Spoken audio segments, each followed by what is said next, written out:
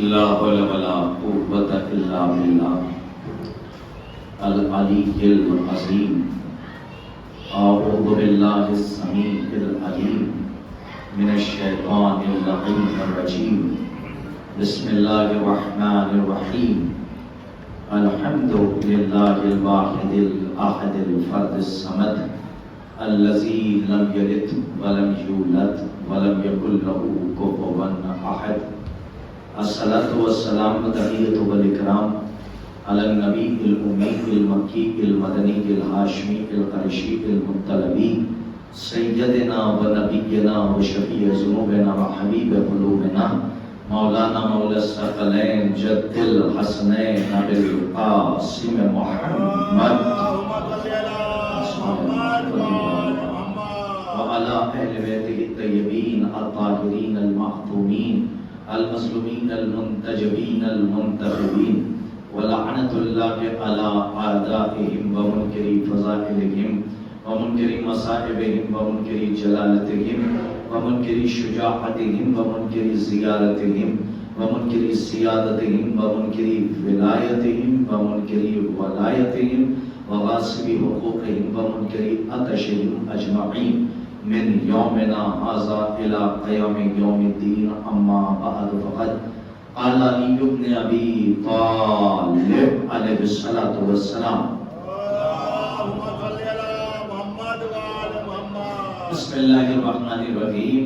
أول الدين معرفته صلوات محمد وآله حضرات. ایک معروضہ ہے آپ کی خدمت میں کہ ایک مرتبہ سورہ حمد اور 3 مرتبہ سورہ اخلاص کی تلاوت فرما کر ان مرحومین کی اور جملہ مومنین و مومنات کی ارواح کو اصال فرما دیں. ووسیلہ شہداء معصومین علیہ السلام مشتاق حسین، سجاد حسین، مصطفی بیگم، ممتاز حسین، اشتیاق حسین، مشتاق حسین، ساجدہ بیگم، عزیز الحسن، اظہار حسین، مشتاق حسین، شوکت حسین، محمد حیدر، انصار حسین، امیر حسین، ان مرحومین کی ارواح کو اصال فرما دیں اور جملہ مومنین و مومنات کی ارواح.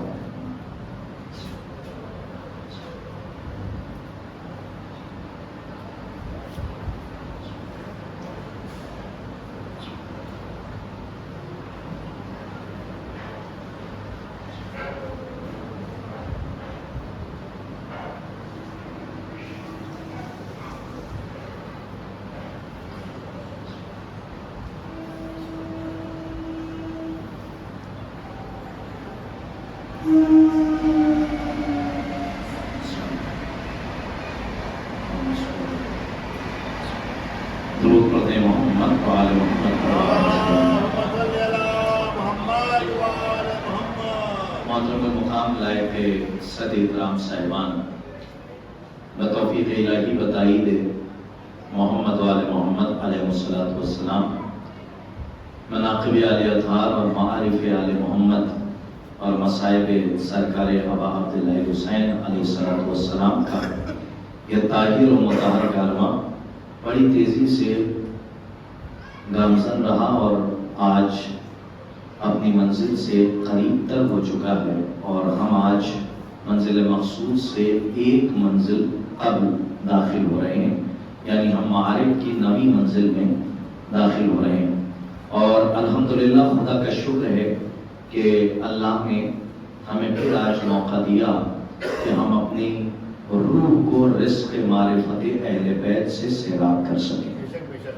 اس کا لاکھ لاکھ شکر ہے کہ اس نے یہ موقع ہمیں دیا، اور ہم آپ کی بارگاہ میں اور آپ کی خدمت میں گزارش کرتے ہیں. ایک معروضہ یہ ہے کہ جتنی عبادت ہم نے انجام دی ہے یہ قلیل ہے، لیکن پروردگار عالم اس جو نیتوں کا جاننے والا ہے اور خلوص کا پہچاننے والا ہے، کہ جو دل میں رینگتے ہوئے احساسات کا عالم ہے، اس پروردگار کی بارگاہ میں ہم دعا گو ہیں کہ پروردگار اس قلیل سی عبادت کو شرف قبولیت عطا فرمائے، اور جن لوگوں نے ان ذکر میں دم درہم سخن شرکت کی ہے ان کی توفیقات میں اللہ اضافہ فرمائے، اور ہمیں یہ توفیق دے کہ آئندہ برس ہم اس سے بہتر اس سبیل کا اور اس مجلس کا ہم اہتمام بہتر سے بہتر انداز میں کر سکیں۔ حضراتوں میں سے ایک دعا یہ بھی ہے کہ پروردگار اس طالب علم خادم ناچیز کی ذاکری کو شرف قبولیت عطا فرمائے۔ آپ سے گزارش صرف اتنی ہے کہ اپنی دعاؤں کی قبولیت کے لیے بلند ترین نعرے صلوات ارشاد فرما دیں۔ اللہم صلی علی محمد وعلی محمد وعجل فرجهم ولنا اعدائهم اجمعین۔ مسلسل گفتگو معرفت دین کے سلسلے سے ہو رہی ہے اور کوشش ہماری رہی، پتہ نہیں ہم کہاں تک کامیاب ہوئے، لیکن کوشش یہی رہی کہ معرفت دین کے سلسلے سے جن مقامات کی معرفت ہمارے ذمے شہزادی کے حوالے سے ایک ذمہ داری کے طور پہ، ایک نوکری کے طور پہ، ایک ڈیوٹی کے طور پہ جو شہزادی کی طرف سے حاشیہ لگا، ہم نے کوشش کی کہ وہاں تک ہم آپ کو رزق معرفت آپ تک پہنچائیں۔ اور آج بھی معرفتی کے حوالے سے قرآن کی طرف ہم ذرا سا رخ کرتے ہیں، اور معرفت دین کا سلسلہ یہاں تک کل پہنچا تھا کہ ہم نے یہاں تک عرض کیا کہ مولا ابوالفضل عباس علیہ السلام کے بھی حوالے سے ان کا ننیحال اور ان کا ددیال آپ کی خدمت میں پیش کیا، اور نوجوانوں نے بڑا سراہا بھی، اور ان کے چہرے کے اوپر ولایت کا رنگ جو چڑھ رہا تھا وہ بتا رہا تھا کہ میری باتیں آپ کے کانوں تک نہیں پہنچ رہی ہیں بلکہ آپ کے دلوں پر نقش ہو رہی ہیں۔ تو چہرے کا اتار چڑھاؤ اس بات کی دلیل ہے۔ لیکن قرآن مجید میں ایک لفظ ہے، میں اس سے پہلے ترجمہ کر دوں رسمی طور پہ، کہ اول الدین معرفتہ، کہ دین کا آغاز معرفت سے ہوتا ہے، بغیر معرفت کے دین کا آغاز نہیں ہوتا، اور مسلسل اسی پہ گفتگو ہو رہی ہے۔ قرآن میں ایک لفظ ہے عربی میں عرفہ، اور ایک لفظ ہے علامہ۔ عرفہ کا مطلب پہچاننا ہوتا ہے، یہ بار بار میں انڈیکیٹ اس لیے کر رہا ہوں تاکہ لوگوں تک بات پہنچے، اور عربی میں علامہ کا مطلب ہوتا ہے جاننا۔ علی کو جانتی پوری دنیا ہے، لیکن پہچانتے وہی ہیں جو علی کو پہلا امام مانتے ہیں۔ تو جاننے اور پہچاننے کا ایک بہت بڑا فرق ہے کہ انسان کسی کو دیکھتا ہو تو ہو سکتا ہے کہ اسے جانتا ہو، یعنی ایک جملہ اور عرض کر دوں کہ جاننا مسلمان بنا سکتا ہے لیکن پہچاننا سلمان بناتا ہے۔ کاش کی اور بات واضح ہو جائے، جاننا علیک سلیک کی دوستی تک رہتا ہے، لیکن پہچاننا وہ ہے جو صورت سے چلتا ہے اور سیرت پہ ٹھہر جاتا ہے۔ یعنی جس کا علم، توجہ رکھے گا، صورت پہ دم توڑ دے تو اس کا مطلب یہ ہے کہ وہ علامہ کی منزل پہ پہنچا ہے، اور جس کا علم یعنی صورت سے چلے اور سیرت محمدیہ تک پہنچ جائے تو وہ علامہ سے چلا تھا تو عرفہ تک پہنچ گیا۔ تو عارف ہونا ہے ہمیں، عابد کے ساتھ ساتھ عرفان کے درجے تک پہنچنا ہے۔ اب میں یہ لفظ صرف اس لیے استعمال کر رہا ہوں تاکہ آپ خود سمجھ رہے ہوں گے کہ لوگوں کی آمد کا سلسلہ جاری و ساری ہے، اس لیے دو تین باتیں میں آپ سے کر رہا ہوں۔ میں نے ایک آرٹیکل لکھا ہے، حالانکہ یوں تو بہت سے آرٹیکل اس ناچیز طالب علم نے لکھے ہیں، ایک آرٹیکل میں نے تحریر کیا، اس کا عنوان ہے، اس کا ٹائٹل ہے تقویٰ اور بھارت۔ اگر آپ سننا چاہتے ہیں تو جتنے لوگ ہیں میں آنے والوں کا انتظار کر رہا ہوں، اور وہ بھی معرفت دین کے سلسلے سے ہے۔ میں اپنے نوجوانوں کو ایک پیغام اور دینا چاہتا ہوں کہ مجلسوں سے جڑے رہیے۔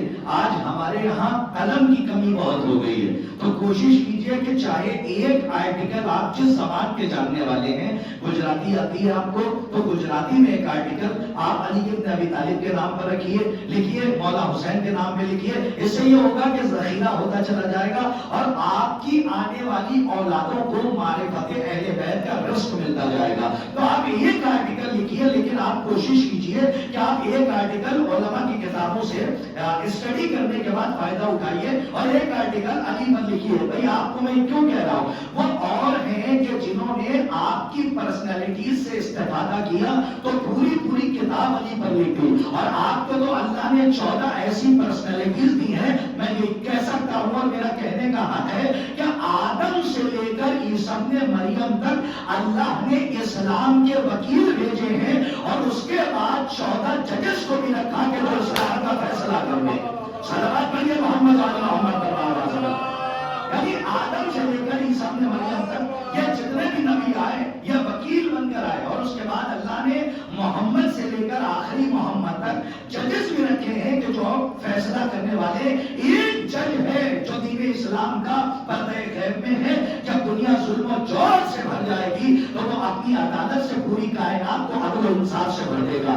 اللہ نے اسی لیے ایک جج کو پردہ غیب میں رکھا ہے. اب میں آپ کی خدمت میں یہ بات عرض کر رہا تھا کہ اس ناچیز طالب علم نے ایک آرٹیکل لکھا ہے, ایک مضمون لکھا ہے, اور اس کا موضوع ہے تقویٰ اور بھارت. آپ تعجب کریں گے کہ تقوی کا بھارت سے کیا لینا دینا؟ ہماری اسلامی حکومت نہیں ہے تو پھر تقوی کا لینا دینا بھارت سے کیسے ہو سکتا ہے؟ اگر آپ آمادہ ہیں تو اس نتیجے اور رزلٹ کو جملوں میں سن لیجیے. پورا اگر آرٹیکل سنا ہوگا تو ہو سکتا ہے کہ ایک گھنٹہ آرٹیکل پہ نکل جائے. مجھے اپنا آرٹیکل نہیں سنانا ہے, مجھے پیغام اسلام پہنچانا ہے کہ اس آرٹیکل کا جو عنوان ہے, جو موضوع ہے, تقویٰ اور بھارت. تقویٰ اور بھارت, دیکھیں دونوں ایک دوسرے کی ضد ہیں.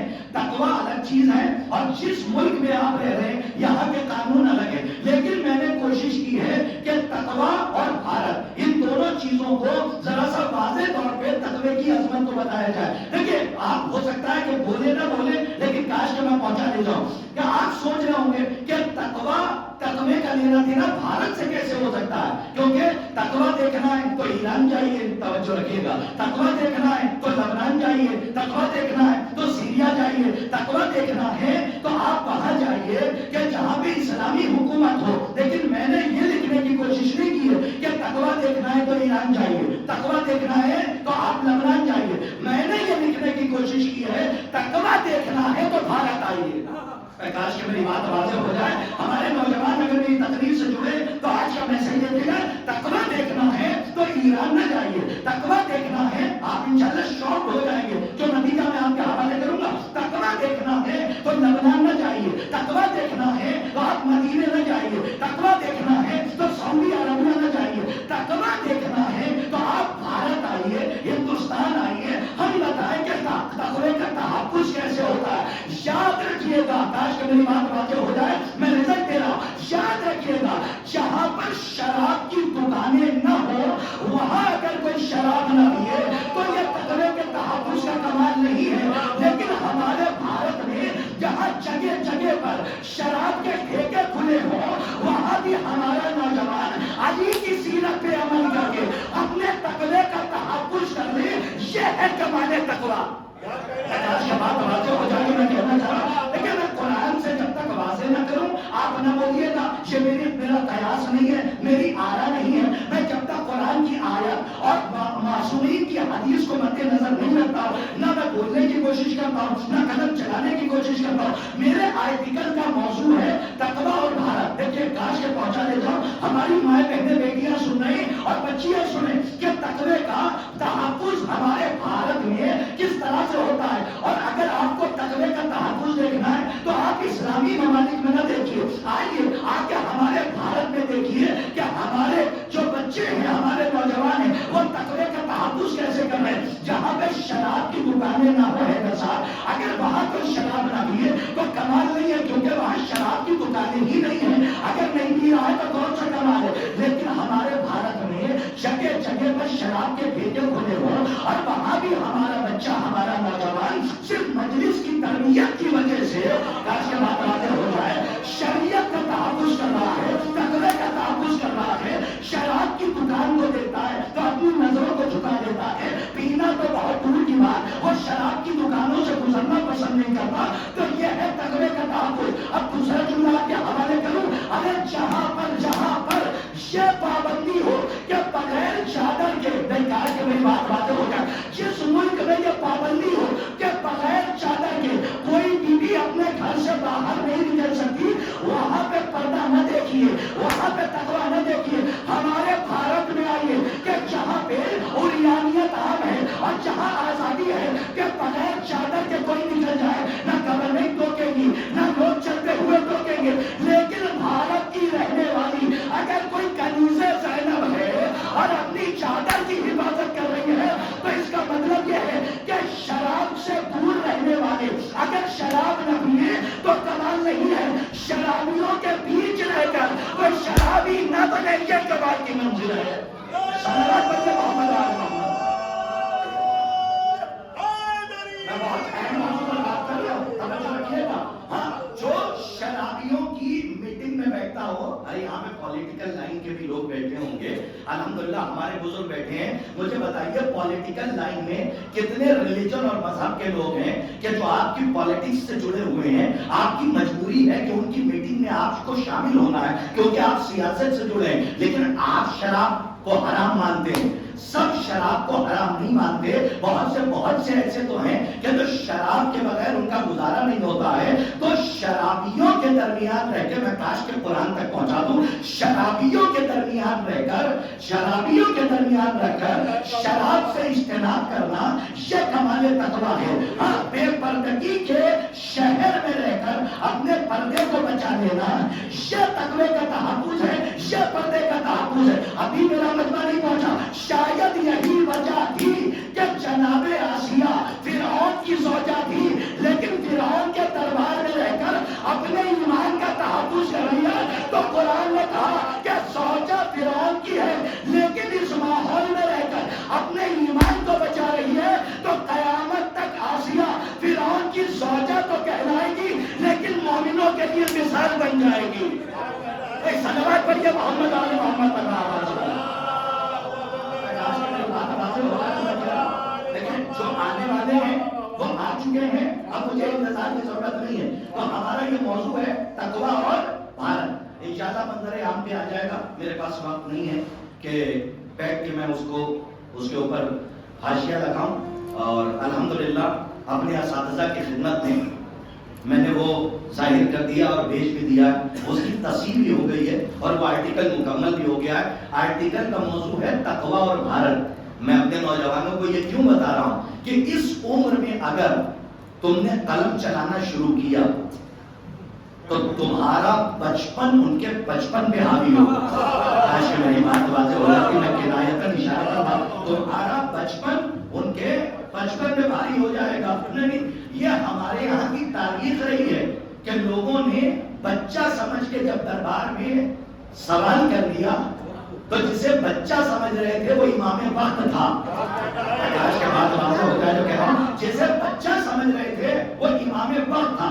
سامنے جو اپنے آپ کو بزرگ سمجھ رہے تھے اور سب سے بڑا عالم سمجھ رہے تھے, انہوں نے کیا تھا ایک سوال, اور جسے بچہ سمجھ رہے تھے اس نے پلٹ کے ایک سوال میں رکھ دیے 10 سوال.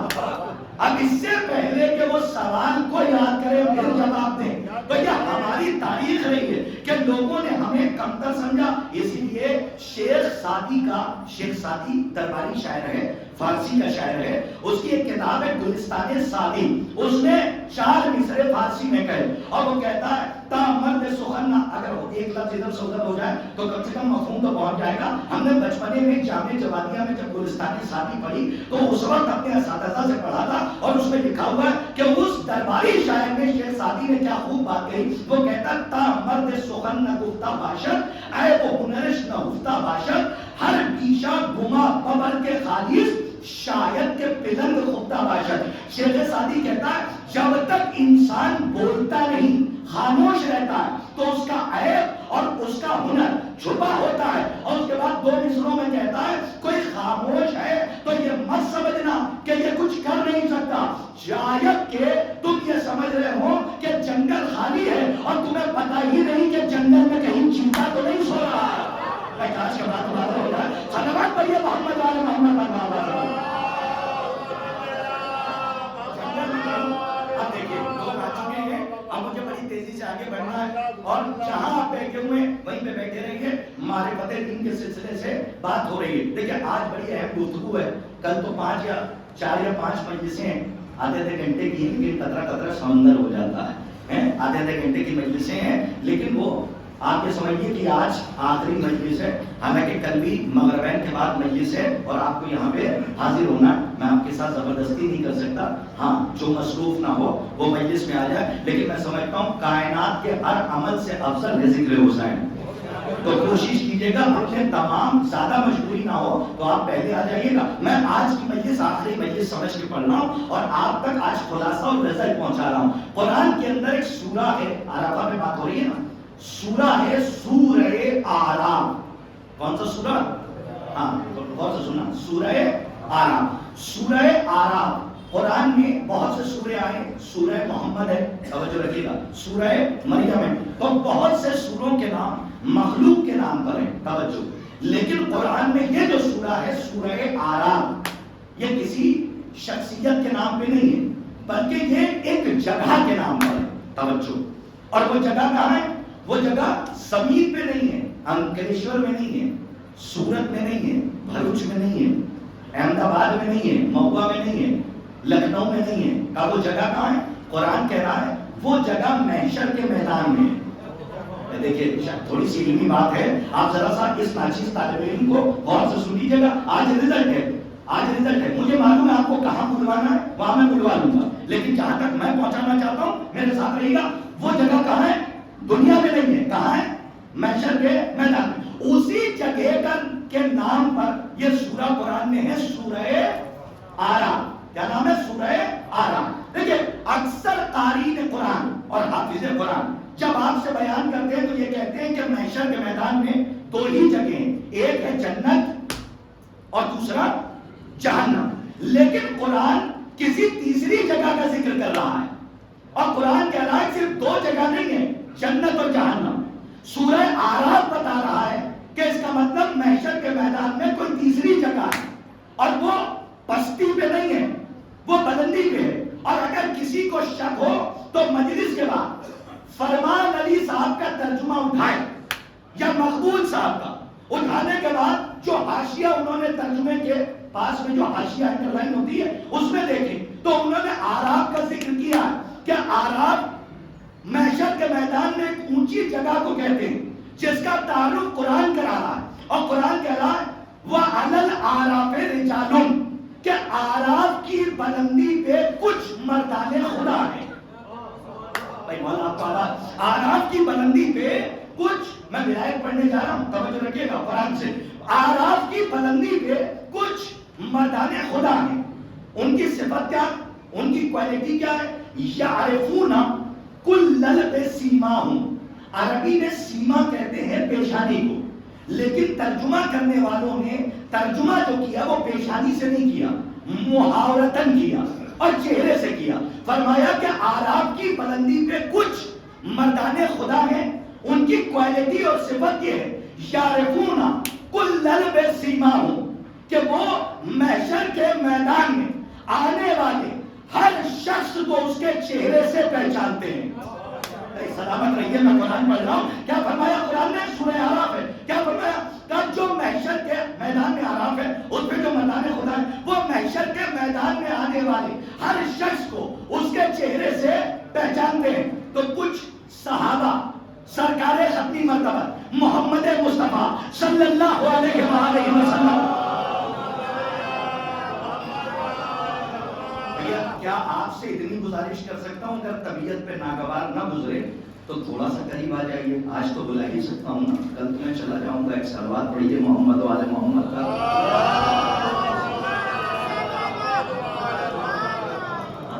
جو تھوڑا سا بس ٹھیک ہے، صلوات پڑھیے محمد والے محمد کا.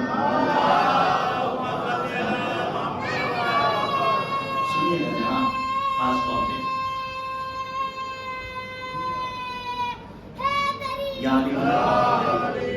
ایک صلوات اپنی سلامتی کے لیے پڑھ لیجیے لیکن بلند آواز سے پڑھ لیجیے.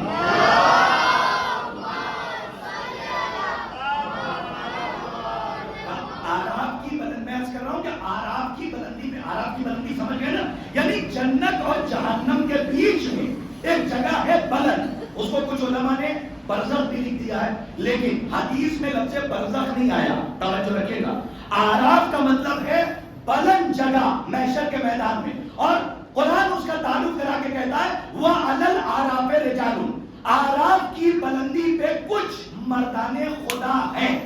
اب آپ کو جگانے کے لیے جملہ کہوں، آراف کی بلندی کے رجال کو وہ سمجھ پائے گا جو خیبر کے رجل کو پہچانتا ہو. میں کاش کے تعریف سے آپ کا راستہ بہت گہرا ہو اور آپ کو آواز نہیں، جو خیبر کے رجل کو نہیں پہچانتا وہ آراف کا رجال بھی نہیں سمجھ سکتا. رجل کہتے ہیں مرد کو، کہ جو رسول اللہ نے فرمایا تھا کل میں اسے علم دوں گا. توجہ ہے کہ جو مرد ہوگا، کرار ہوگا، غیر فرار ہوگا، تو رجل کی جمع ہے رجال اور اسی سے بنا ہے علم رجال.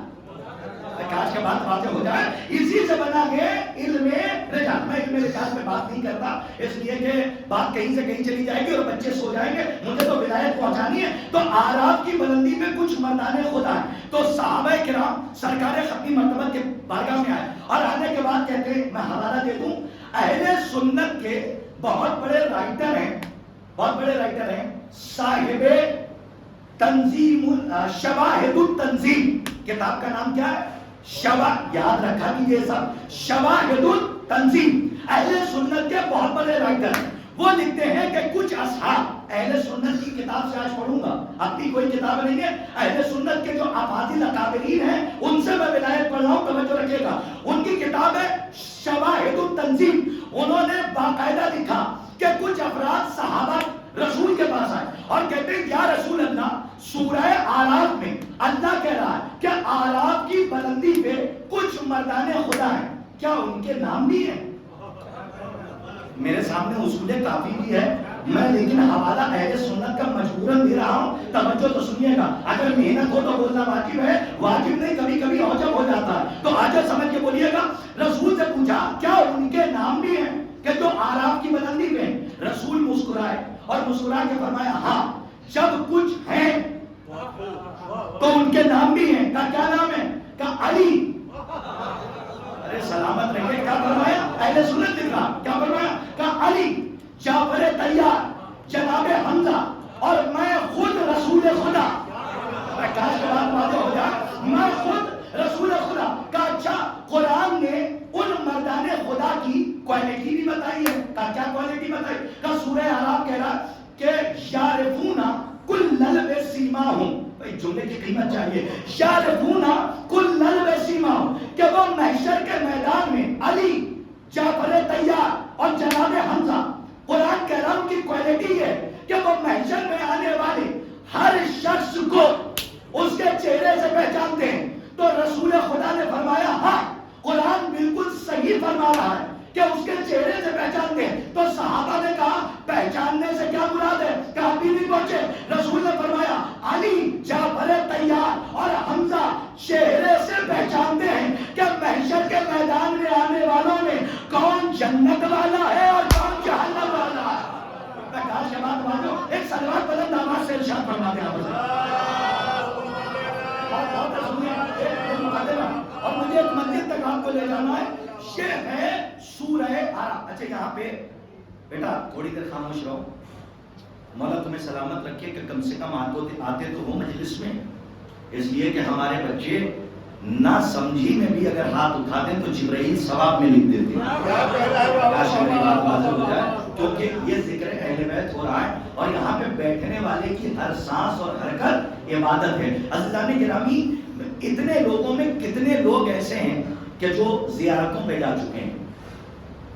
الحمدللہ سبھی ہوں گے نا، ارے آپ تو جا ہی چکے ہیں، تو ہمیں پتا، حیدر بھائی نے ہاتھ اٹھایا، حسن صاحب نے اٹھایا، بھائی آپ جا چکے ہیں نا؟ دیکھیے میں کچھ کہنا چاہ رہا ہوں، جا چکے ہیں، میں قرآن پڑھ رہا ہوں۔ قرآن مجید میں سورہ اعراف میں ایک آیت ہے کہ جس کا تعارف میں ولایت سے کرا رہا ہوں۔ ہو سکتا ہے کہ ہمارے بچوں نے، نوجوانوں نے ہر خطیب اور عالم سے وہ آیت سنی ہو، اور اس آیت کا حکم ہے آداب زیارت میں کہ جب آپ حرم جائیے تو حرم کے دروازے پہ کھڑے ہو کر صریح مولا کو دیکھ کے اس آیت کی تلاوت کیجیے۔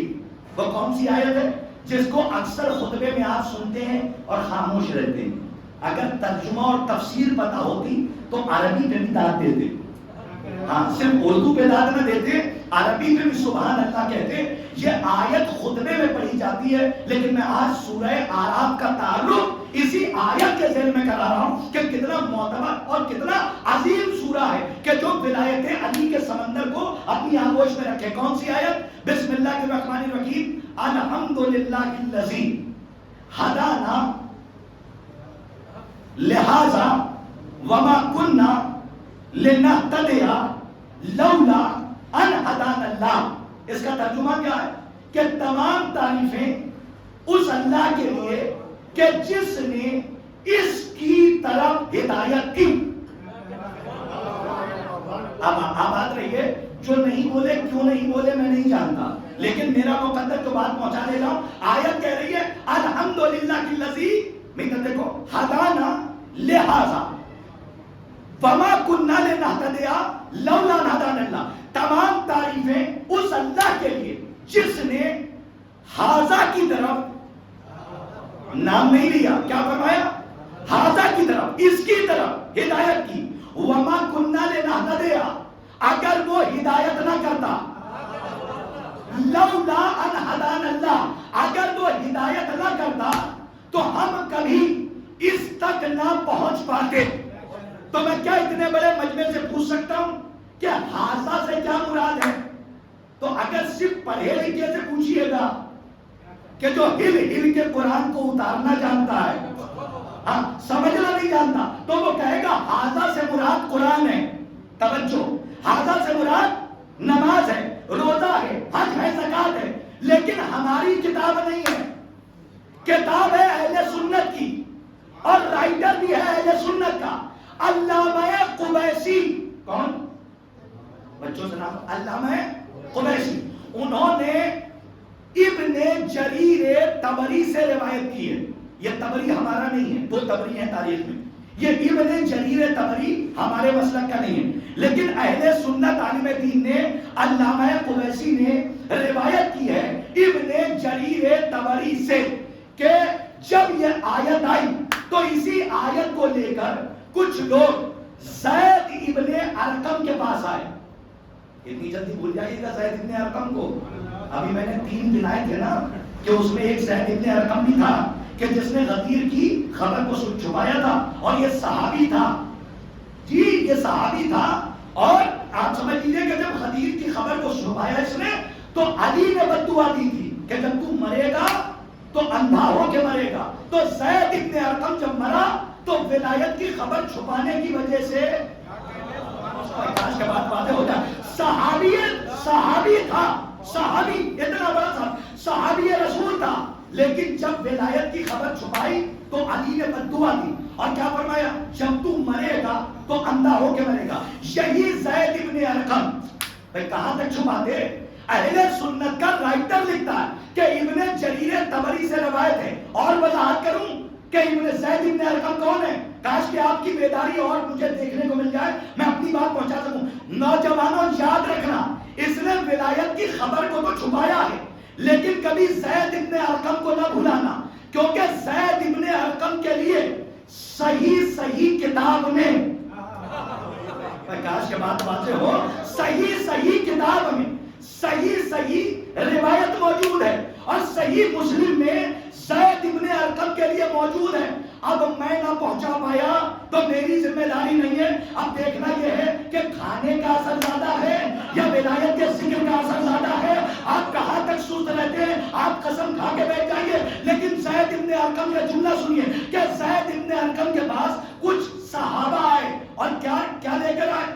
صحیح مسلم میں روایت ہے کہ خمس کا مسئلہ لے کر آئے، توجہ، اور آیہ تطہیر کا مسئلہ. اور انہوں نے آ کے کہا کہ یہ بتائیے زید ابن ارقم سے، یہ بتائیے اہل بیت میں صرف اولاد آتی ہے یا ازواج بھی آتی ہے؟ نہیں، ازواج جو ہے زوجہ کی جمع ہے. زوجہ یعنی زوجہ رسول صاحب. جو اس نے آ کے زید ابن ارقم کیا جواب ہے؟ جو 2 جملوں میں جواب زید ابن ارقم نے دیا، میں سمجھتا ہوں اس سے اچھا جواب نہیں ہو سکتا، اور باطل کے منہ پہ تماچا نہیں ہو سکتا، کیونکہ ہاتھ بھی ان کا ہے. سلامت رہیے مولانا، ہاتھ بھی ان کا ہے اور رخسار بھی ان کے ہیں. تو تماچا بہت کرارا تماچا کہ جس کے نیل جب تک زندہ رہیں گے تب تک باقی رہیں گے. زید ابن ارقم سے سوال ہوا کہ یہ بتائیے کہ اہل بیت میں صرف اولاد آتی ہے؟ حیدر بھائی میں کہنا چاہ رہا ہوں کہ یہ جملہ اگر معرفت کے طلبہ بیٹھے ہوتے شاید اپنی جگہ پہ بلند ہو جاتے جو میں روانہ کر رہا ہوں. زید ابن ارقم نے پوچھا اہل بیت میں صرف اولاد ہیں یا ازواج ہیں؟ زید ابن ارقم نے کہا سنو، نہ روایت نہ دلائل، 2 جملوں میں جواب دیا کہ بھائی اتنا سمجھ لو جن پر صدقہ حرام ہے وہ اہل بیت ہے.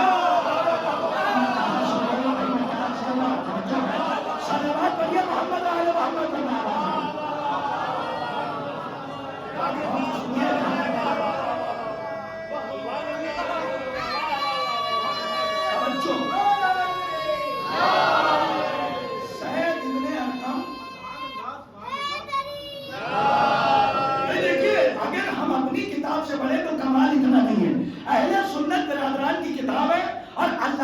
قبیسی نے ابن جریر طبری سے روایت کی کہ یہی زید ابن ارقم. اب اگر یہاں پہ ہسٹری کے اسٹوڈنٹ اور طلبہ بیٹھے ہوں تو اس جملے کا لطف لے لیں کہ زید ابن ارقم نے کہا جن پر صدقہ حرام ہے وہ اہل بیت. اب رئیس بھائی آپ کی ریاست میں کس کس کو پکڑ پکڑ کے کہوں ذرا اس کو سمجھو جو میں کہنے جا رہا ہوں. زید ابن ارقم نے کہا کہ جس پر صدقہ حرام ہے وہ اہل بیت ہے. نہیں پہنچے. اب اس پر بحث نہ کرنا ازواج آتی ہیں یا نہیں آتی. اس پر بحث نہ کرنا. میں کچھ کہنے جا رہا ہوں. پوری تاریخ ایک جملے میں سمیٹ رہا ہوں. اس کو یاد رکھے گا. میں بزرگوں سے دعائیں چاہتا ہوں. مجھ سے بہتر خطبہ علماء مفکرین محققین ادبا کو سنے بیٹھے ہوئے.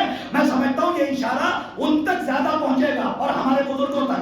زید ابن ارقم نے کہا یہ تو سمجھ لو کلی بات ہے. جن پر صدقہ حرام ہے وہ میرا جواب نہیں ہے. زید ابن ارقم وہ اہل بیت ہیں. اب اس پر بحث مسلمانوں نہ کرو کہ ازواج آتی ہیں یا نہیں آتی. ہسٹری آف اسلام کا مطالعہ کرو. یہ تو تاریخ بتا دے گی. یا یوں کہوں جب تاریخ کو پڑھو گے تو خرمے صدقے کی کھجوریں بتا دیں گے. کاش کہ میری بات واضح ہو جاتی تو میں کہنے لگے صلوات پڑھیے محمد علی محمد پر.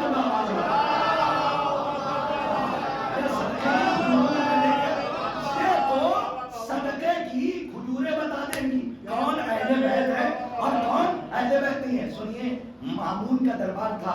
دیکھیے اس دن میں نہیں پڑھ پایا تو جملہ کہہ جاؤں. مامون کا دربار تھا.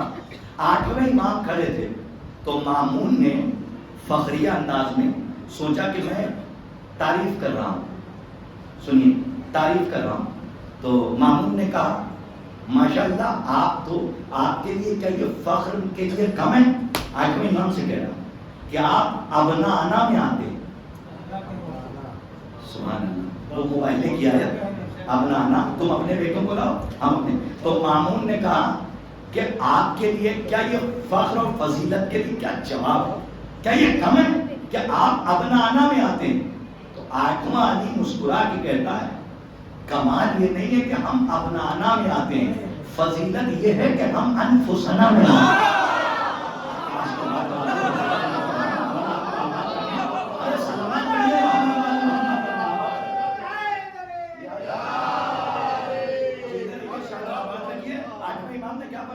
کمال یہ نہیں ہے کہ ہم ابنانا میں آتے ہیں بلکہ فضیلت یہ ہے کہ ہم انفسنا میں. ہم نفس رسول ہیں. ہم کون ہیں؟ نفس رسول ہیں. تو اب تو یہ صدقے کی کھجوریں بتا دے گی کہ کون اہل بیت میں آتا ہے اور کون اہل بیت سے خارج ہے. تو یہی زید ابن ارقم. بھائی پورے مجمع کی توجہ. میں نے آپ کو اس لیے نہیں بلوایا کہ میرے اصل نفس موضوع پہ آپ تھک جائیں اور خاموش رہیں. نفس موضوع کو پکڑیے گا جہاں تک لے جا رہا ہوں. زید ابن ارقم کیا یہی آیت ان کے پاس لے کر لوگ آئے اور ابن جریر طبری سے اہل سنت کے عالم دین علامہ قبیسی نے روایت کی کہ کچھ اصحاب آئے زید ابن ارقم کے پاس یہی آیت لے کے الحمدللہ الذی ہدانا لہذا وما کننا لنہتدی لولا ان ہدانا اللہ. کہ تمام تعریفیں اس اللہ کے لیے. توجہ پھر توجہ کہ جس نے اس کی طرف ہدایت کی.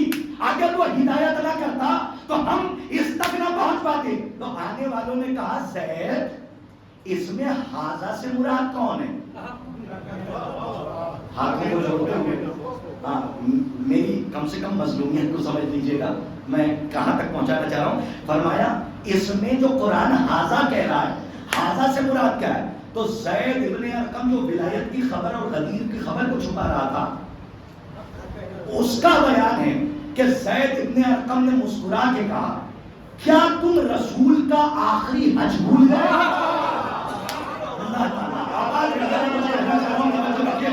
آج کے بعد جب کوئی عالم اور خطیب اس آیت کو پڑھے گا تو جیسے جیسے پڑھے گا علی والوں کو خوشی ہوگی کہ اس میں حاضہ سے مراد کیا ہے. تو زید ابن ارقم نے کہا کہ سنو کہ اس میں حاضہ سے مراد کیا ہے. کہ اللہ کہہ رہا کہ اس کی طرف ہدایت کی. تو یہ کون ہے؟ کہا تم رسول کا آخری حج بھول گئے. کہا کیا کہنا چاہتے ہو؟ کہا جب رسول آخری حج سے واپس آئے تو 1.25 لاکھ کو بٹھایا कजामों को उतरवाया, अली को उठाया, ये मेरी अपनी लफ्ज़ें हैं, खुद को छुपाया, अली को दिखाया, एलान विलायत सुनाया, और जैसे ही मन कुंतो मौला कहा तो अली की विलायत की प्रकाश का वाज़ेह हो, अली की विलायत की इस मिठास को अर्श इलाही ने महसूस किया और शर्माती हुई आयत जमीन पे आ गई। इरशाद हुआ अल यौम अकमलतु लकुम दीनकुम व अतममतु अलैकुम निअमती व रदीतु लकुमुल इस्लाम दीना, क्या आज दीन मुकम्मल हो गया, मैंने नेमतें तमाम कर दी। ऐ मोहम्मद, आज मैं तुम्हारे दीन से राजी हो गया, राजी हो गया, राजी हो गया। अली की विलायत के बाद राजी हुआ, नहीं बचे। अली की विलायत के बाद अल्लाह ने कहा मैं राजी हो गया। तो जब अली की विलायत के बाद अल्लाह दीन से राजी होता है तो बगैर इश्क अली से, बगैर इश्क अली के दुनिया में कोई रजी अल्लाह कैसे हो जाएगा? है कोई जो रजी अल्लाह हो जाएगा? ये मैंने जानबूझ के आहिस्ते से पढ़ा कि आप खतीब के लहजे पे बोलते हैं या जुमले की अंगड़ाई पे। सलावत पर मोहम्मद।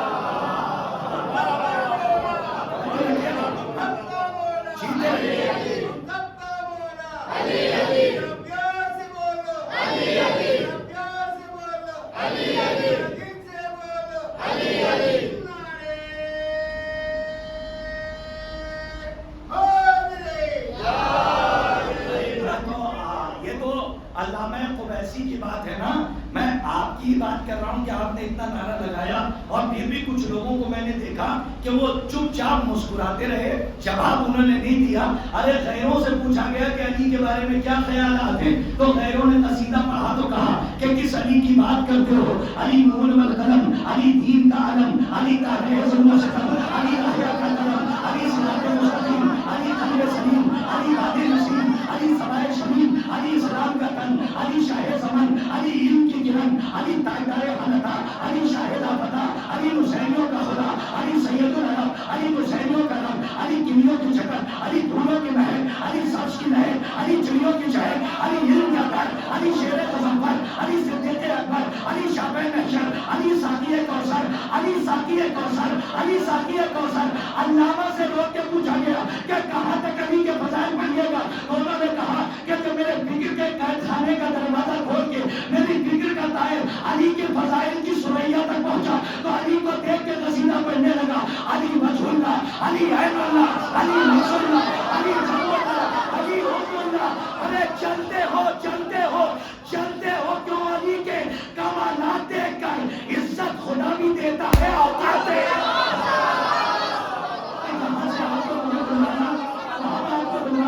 एक सलवात पढ़िए मोहम्मद वाले मोहम्मद का।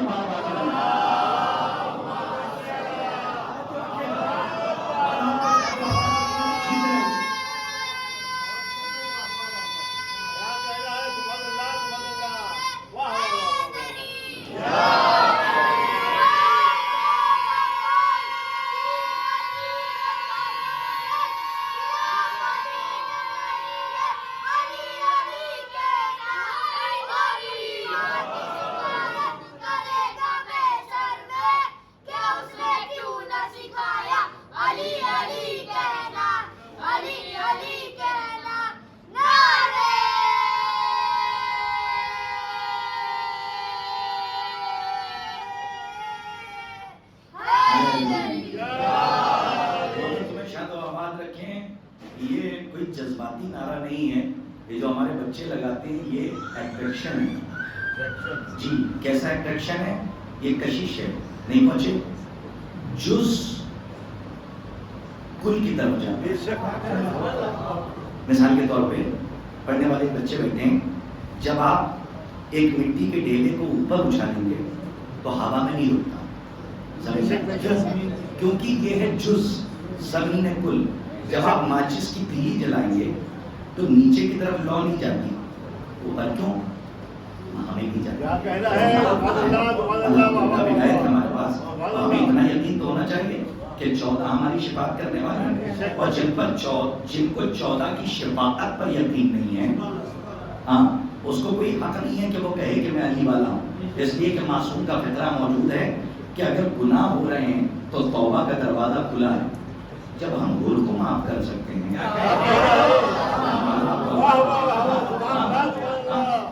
جو بائی برتھ نہیں تھا، اس کے بعد آپ کو الحمدللہ بائی برتھ ہیں. اچھا، بائی برتھ ہونے پہ بھی فخر نہ کیجیے گا، کیونکہ آدم کے 2 بیٹے، ایک قابیل ہو گیا اور ایک حابیل ہے، ایک علیہ السلام ہے اور ایک لعنتی ہے. تو آپ جب ماچس کی تیلی جلائیں گے تو لو اوپر جاتی ہے. کیوں جاتی ہے؟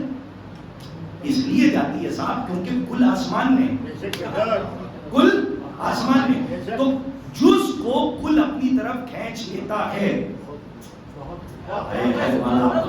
رسول اللہ نے کیا فرمایا تھا کہ کون ہے جو اس کل کفر کے مقابلے میں جائے؟ اور علی کو کیا کہا تھا؟ اے علی تم کل ایمان ہو. اب زبردستی کوئی علی تک نہیں آئے گا، اور اگر کسی کی طینت اور مٹی میں ایمان کا جز ہوگا تو وہ خود بخود کل ایمان کی طرف کھینچا چلا آئے گا. تو یہ جو بچے نعرہ لگاتے ہیں یہ جذبات کا اعلان نہیں ہے خالی، یہ ان کے شیر میں جو ناد علی کی حلاوت ہے اور ناد علی کی جو شیرینی اور مٹھاس ہے وہ ان کو مجبور کرتی ہے کہ یہ علی علی کہیں. عزیزان گرامی، زید ابن ارقم نے فرمایا کیا تم وہ آخری حج بھول گئے؟ چلے تو نہیں نا، کہیں گئے نا، یہیں پہ میں موضوع پہ بات کر رہا ہوں. تو کیا آیت آئی؟ الیوم اکملت لکم دینکم واتممت علیکم نعمتی ورضیت لکم الاسلام دینا. آج دین مکمل ہو گیا، میں نے نعمتیں تمام کر دی.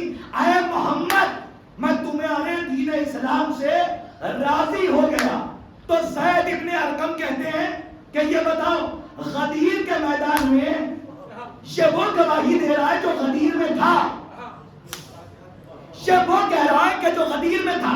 زید ابن ارقم نے کہا جب اعلان ہو گیا تو 3 دنوں تک رسول نے سب کو وہی روکا اور میدان میں خیمہ علی کا لگایا. آج کے رئیس بھائی پہنچ جائیں اس روایت کی تفسیر. خیمہ علی کا لگایا اور اس خیمے میں علی کو بٹھایا. الحمدللہ میں میدان غدیر جا کے آ چکا ہوں تو میں نے وہ میدان خود اپنی آنکھوں سے دیکھا اور میدان غدیر کی میں نے زیارت کی ہے. اور ابھی بھی وہ جگہ وہاں پر موجود ہیں کہ جہاں جہاں پر خیمے لگے ہوئے تھے بیویوں کے بھی خیمے تھے. جی بیویوں کے بھی خیمے تھے. بی بی زہرا سلام اللہ علیہا صلوات اللہ.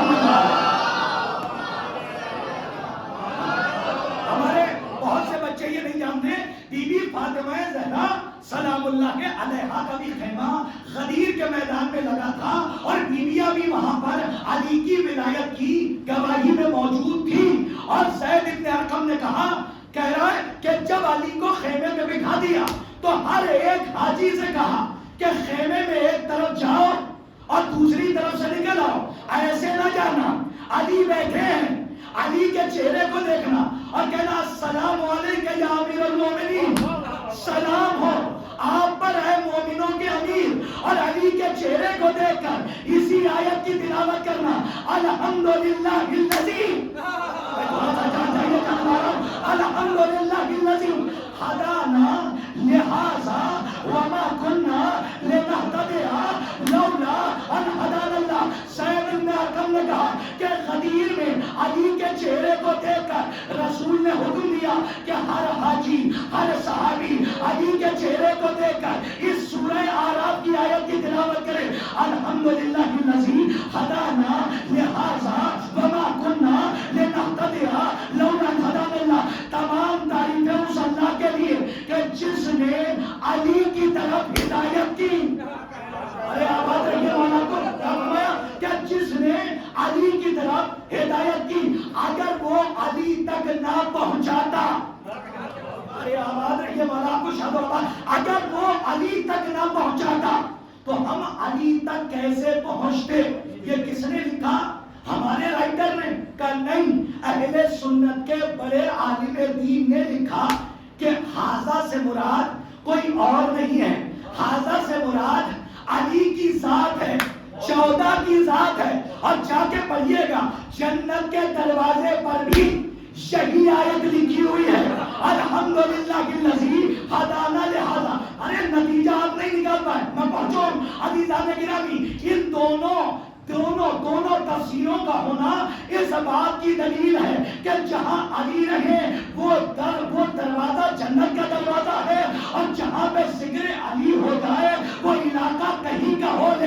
آقا جنت کا ہے. صلوات پڑھیے محمد وعلی محمد. اس آیت کے اندر دیکھیں ہمارے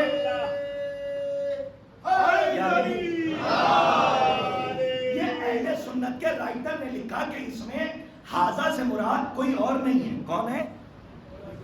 مجھے مجبوری میں ہٹنا پڑے گا. کون ہے؟ مولائے کائنات ہے. تو اسی لیے حکم ہے کہ جب آپ کربلا جائیے یا نجف جائیے تو در علی پر کھڑے ہو کر, اور کربلا میں حرمی امام حسین آداب زیارت پڑھیے گا جن کے پاس کتاب ہو, اس میں حکم ہے معصوم کا کہ جب ہمارے دربار میں آؤ تو کھڑے ہو کر ہماری سری کی طرف اشارہ کر کے اسی آیت کی تلاوت کرو تاکہ پتہ تو چلے کہ تم ہو کس کے. تاکہ پتہ تو چلے کہ تم ہو کس کے. عزیزان گرامی, اسی سورے کے اندر جب آپ 179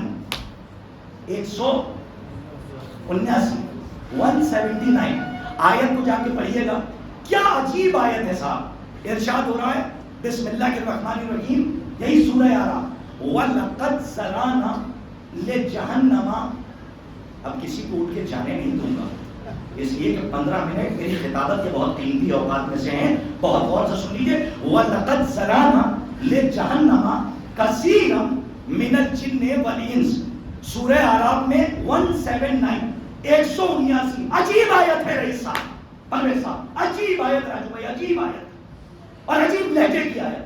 اللہ کہہ رہا وَلَقَدْ زَرَعْنَا سورہ اعراف لِجَهَنَّمَ كَثِيرًا مِنَ الْجِنِّ وَالْإِنسِ, کہ اللہ نے جناتوں اور انسانوں میں اکثر ایسے ہیں کہ جن کو جہنم کے لیے پیدا کیا. یہ سورہ اعراف ہے, کرداس کربلائی کے گھر کی کتاب نہیں ہے. اور اگر کسی کو شک ہو تو یہیں پہ قرآن لے آئے, میں بغیر حوالے کے نہیں پڑھتا.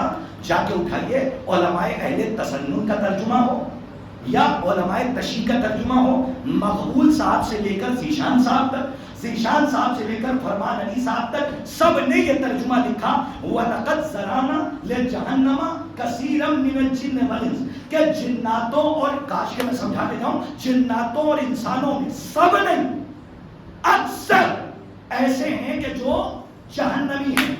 تو آپ کے فکر پہ تالا ماروں, یہ قرآن ہے, کسی بشر کا کلام نہیں ہے, لیکن کیا انداز میں قرآن گفتگو کر رہا.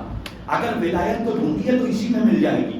ایک جگہ پہ کہہ رہا ہے, جھوم جائیے گا, ایک جگہ پہ کہہ رہا ہے اکثر ایسے ہیں کہ جو جہنمی ہیں, اور اسی قرآن میں کہہ رہا وَمَا خَلَقْتُ الْجِنَّ. آخری مجمع تک پورے بزرگ بیٹھے ہوئے ہیں, میں تحلیلی گفتگو کر رہا ہوں, ٹکڑوں میں بات کرنے کا عادی نہیں ہوں, مجھے معاف کیجیے گا. کہیں تھک جائیے گا تو اشارہ کر دیجیے گا, میں تھوڑا سا بلوا دوں گا تاکہ تھکان دور ہو جائے, میں اپنی بات پہنچا دوں. ایک جگہ پہ سورہ اعراف میں کہہ رہا اکثر ایسے ہیں کہ جو جہنمی ہیں, اور اسی قرآن میں کہہ رہا ہے وَمَا خَلَقْتُ الْجِنَّ وَالْإِنسَ إِلَّا لِيَعْبُدُونَ. ہم نے جناتوں اور انسانوں کو اپنی عبادت کے لیے پیدا کیا. نہیں پہنچے نہیں آپ, جہاں تک پہنچانا کاش میں پہنچا لے جاؤں. میں قرآن پڑھ رہا ہوں اور دونوں آیتوں کو رکھیے. ایک جگہ پہ کہہ رہا ہے سارے جنات اور انسان عبادت کے لیے پیدا ہوئے, اور اسی قرآن میں کہہ رہا اکثر ان میں ایسے ہیں جو جہنمی ہیں. اس کا مطلب کیا ہے؟ ایک طرف کہہ رہا ہے عبادت کرو, اور ایک طرف کہہ رہا ہے اس میں اکثر ایسے ہیں. ارے بھائی کاش کہ میں پہنچا لے جاؤں, ان میں اکثر ایسے ہیں کہ جو جہنم والے ہیں. اکثر اکثریت جنت والوں کی نہیں ہے, اکثریت جہنم میں جانے والوں کی ہے. اب دونوں آیتوں کو پیرلل میں رکھے, مد مقابل رکھے, ایک نتیجہ علماء کی نالین سیدھی کر کے یہ طالب علم پہنچا رہا ہے, ایک رزلٹ مجلس کے بعد جو اس میں زیادہ پڑھا لکھا ہو وہ مجھے بتا دے کہ اس کا رزلٹ کیا. اب اس کا ایک ہی رزلٹ نکلتا ہے, ایک جگہ پہ کہہ رہا کہ عبادت کرو, اور ایک جگہ پہ کہہ رہا کہ اتنے اکثر ایسے ہیں کہ جو جہنم کے لیے ہیں. تو اس کا مطلب یہ ہے کہ دونوں آیتوں کا قرآن میں ہونا اس بات کی دلیل ہے کہ صرف عبادت جنت نہیں لے جائے گی. ارے کاش کہ میں سمجھا لے جاتا. جن کے ہاتھ نہیں اٹھے شاید کہ ان کو میں اب پہنچانے میں کامیاب ہو جاؤں. میرے بھیا میں کوٹری میں نہیں پڑھ رہا ہوں نا, میں نے مٹکے میں منہ نہیں ڈالا ہوا ہے. یہاں پہ ریکارڈنگ ہو رہی ہے تو پھر ڈروں گا کیوں؟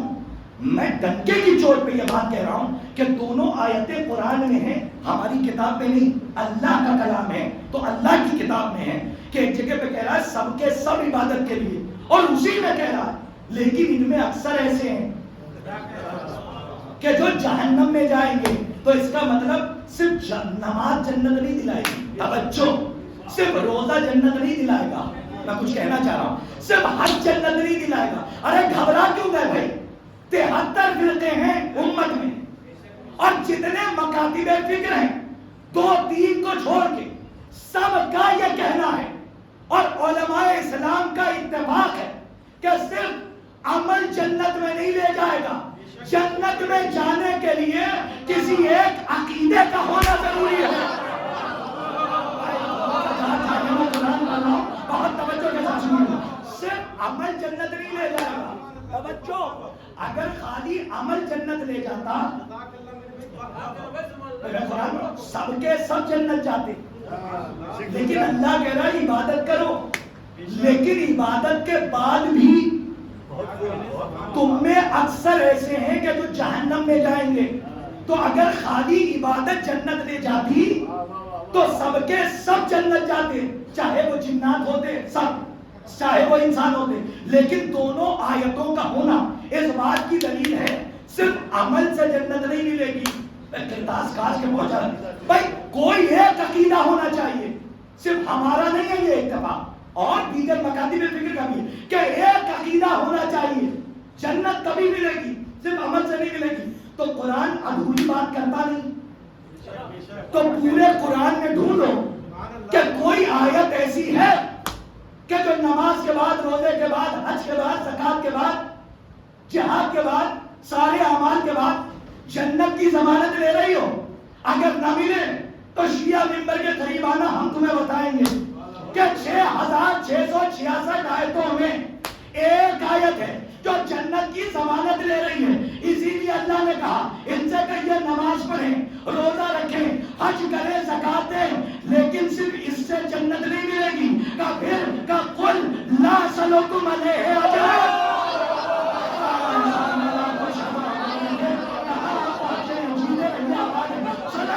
محمد علیہ محمد.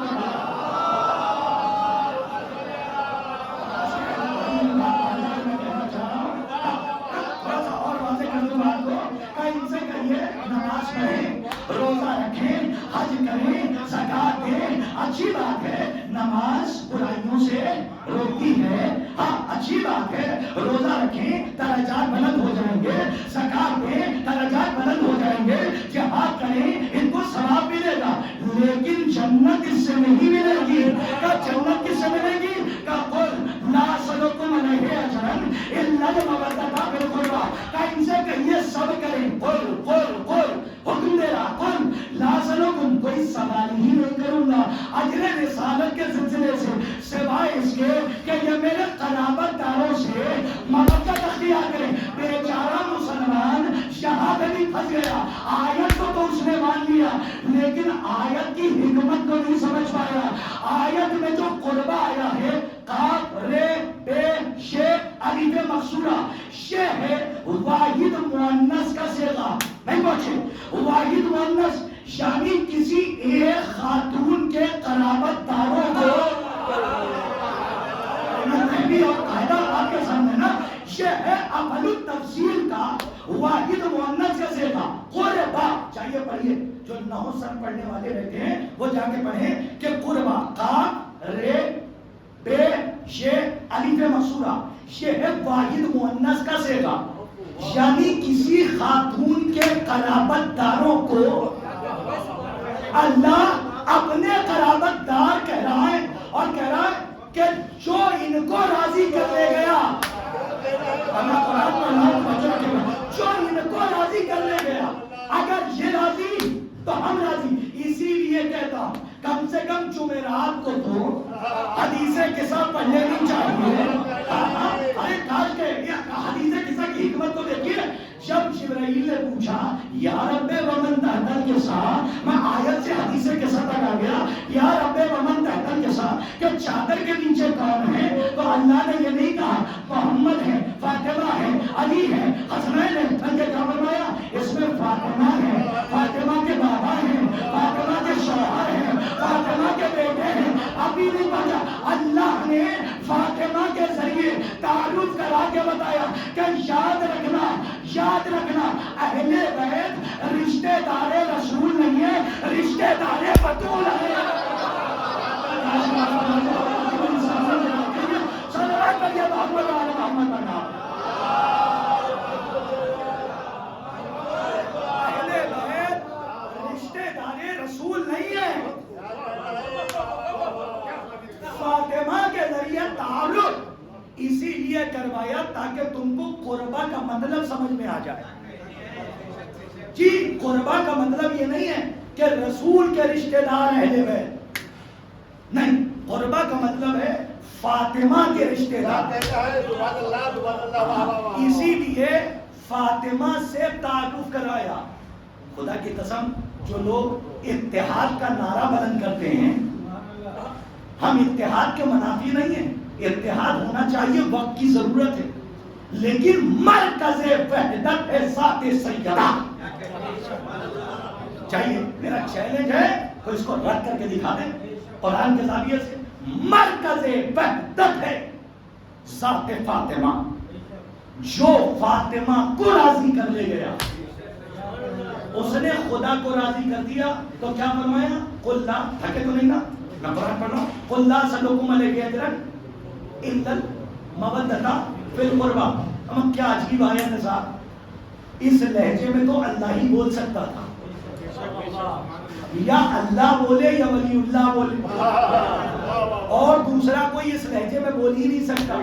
راجو بھائی بڑی عجیب آیت سورہ اعراف کی متعیر کر دینے والی آیت. فرمایا وَلَقَدْ ذَرَأْنَا لِجَهَنَّمَ كَثِيرًا مِنَ الْوِلَایَت پڑھنا كَثِيرًا مِنَ الْجِنِّ وَالْإِنسِ. ان میں اکثر ایسے ہیں کہ جو جہنم جائیں گے. اس کا مطلب صرف نماز، روزہ، حج، زکات جنت نہیں دلائے گا جب تک کہ اہل بیت کی مودت نہ ہو. یہ ہے عقیدہ ولایت اور یہ ہے آئے مودت. ابھی بھی کچھ لوگ اگر عالم تذبذب میں ہیں تو منزل یقین میں آ جائیں کہ اللہ نے اس آیت کو جنت کی ضمانت کے طور پہ قرآن میں رکھا، کیونکہ اس میں قربہ سے مراد فاطمہ ہے. ارے اور ضمانت کیا دوں؟ ارے اسی لیے تو امام سے پوچھا گیا کہ آپ کی جدہ کا نام فاطمہ کیوں ہے؟ تو امام نے فرمایا کہ اس لیے اللہ نے ہماری جدہ کا نام فاطمہ رکھا کیونکہ یہ دوزخ سے چھڑانے والی ہے. اب ملیے جنت کی ضمانت. ایک صلوات بلند آواز سے پڑھیے محمد علی.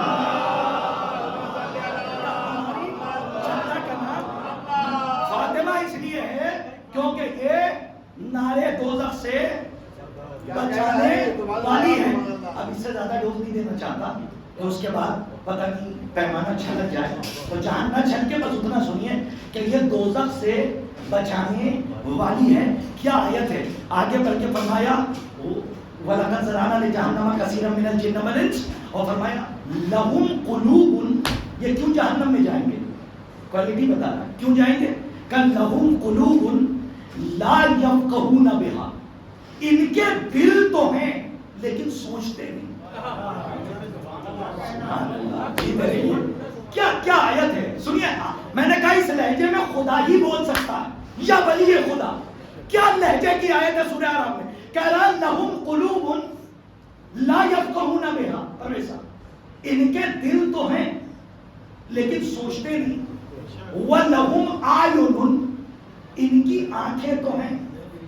لَا يُبْصِرُونَ بِهَا، لیکن دیکھتے نہیں. وَلَهُمْ آذَانٌ، ان کے کان تو ہیں.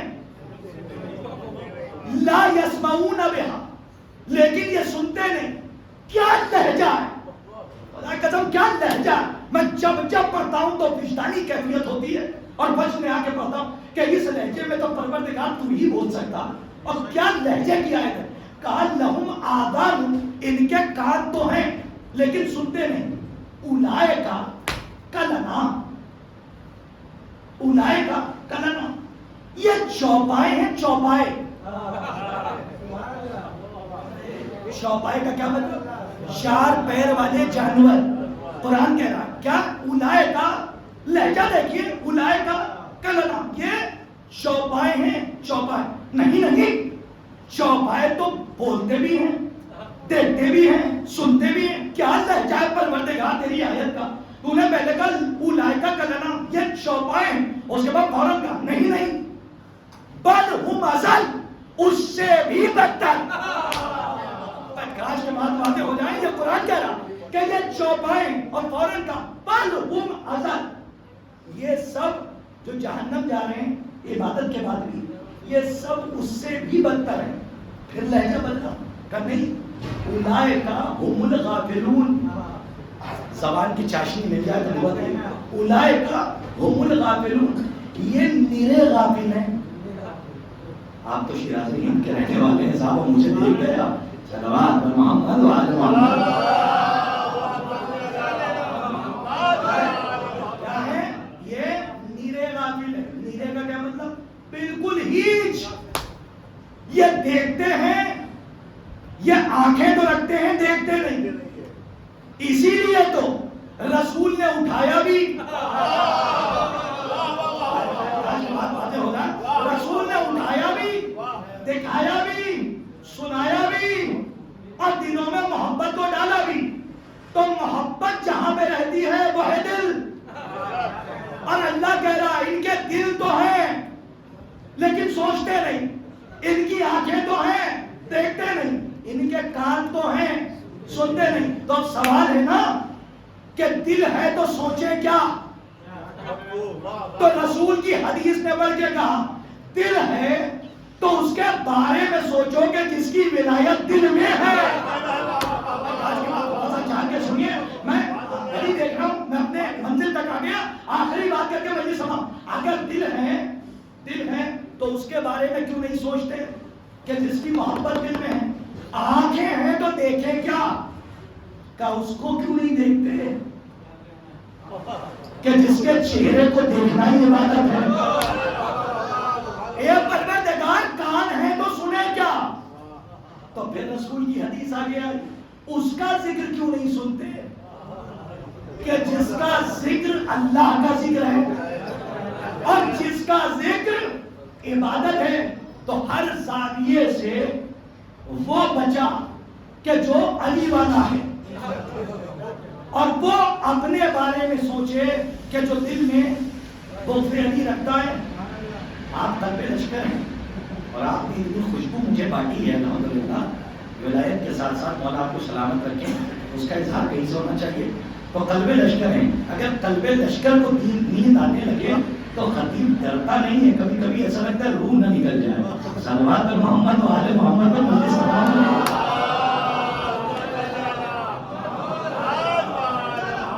یا علی, یہ ہمارے بھائی ہیں اور حالانکہ ان کو اچھا نہیں لگے گا کہ میں یہاں سے بیان کر دوں. انہوں نے خوب خوشبو مجھے بانٹی. یہاں تک بھی انہوں نے دی سورت اشرا پڑھنے آیا تب بھی انہوں نے خوشبو بانٹی. یعنی ان کا اور ہمارا رشتہ خوشبو والا ہے. ہاں کون سا ہے؟ ایک تو یوم الست کی ولایت کی خوشبو, اور اس کے بعد اور صاحب خوشبو کے لیے تو ایک بات سمجھ لیجیے, جو علی والا ہو وہ خوشبو سے دوستی کرے.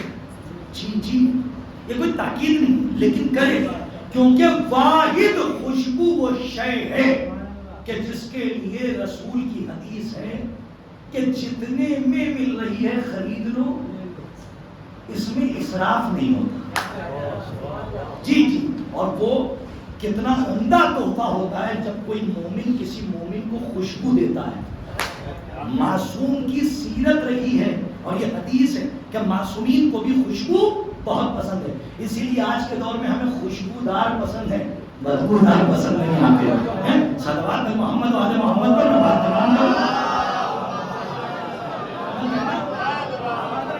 بس عزیزان گرامی, میں اپنی بات کو تمام کر رہا ہوں اس سے پہلے کہ ہمارے نوجوان کہیں چلے جائیں. ظفر بھائی آپ کے نام کے معنی ہے کامیابی, اور ظاہر سی بات ہے کہ جہاں علی کی ولایت ہو وہاں کامیابی نہ ہو.